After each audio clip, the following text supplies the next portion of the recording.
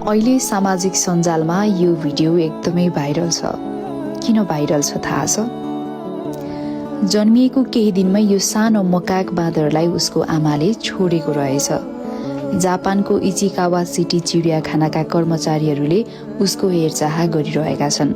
जब ऊ करिब 1 हप्ताको थियो, चिडियाखानाका कर्मचारीहरूले उसलाई एक्लो महसुस नहोस् भनेर एउटा ठूलो ओराङ्गुटानको टेडी दिएका थिए र तबदेखि नै ऊ यससँगै सुत्छ, यससँगै खान्छ र यससँगै खेल्छ। भनौँ भने उसले यसलाई आफ्नो वास्तविक आमा जस्तै व्यवहार गर्छ। अहिले ऊ 6 महिनाको भएको छ र उसलाई नाम दिइएको छ पञ्च। पञ्चले बिस्तारै अन्य बाँदरहरूसँग भेट्न सुरु पनि गरेको छ। तर उसको ओराङ्गुटान टेडी अझै पनि उसको लागि ठूलो सहारा बनेको छ।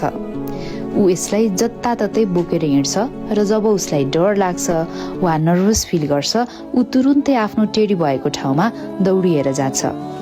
र अहिले विश्वभर यो भिडियो निकै भाइरल भइरहेको छ। पञ्चलाई हेर्न र उसलाई हौसला दिन मानिसहरूको ठूलो भिड लाग्ने गरेको छ। यो सानो बाँदर पञ्चले हामीलाई एउटा ठूलो पाठ सिकाउँछ। जीवनमा कसैको साथ नहुँदा पनि कसरी अघि बढ्ने भन्ने कुरा यो सानो बाँदर पञ्चले हामीलाई सिकाएको छ। त्यसैले तपाईँ पनि हरेक परिस्थितिसँग एक्लै लड्ने सामर्थ्य राख्नुहोस्। स्वार्थी मानिसहरूको भिडमा अल्झिएर बाँच्नुभन्दा एक्लै रमाउन र आफ्नो खुसी आफैमा खोज्न सिक्नुहोस्।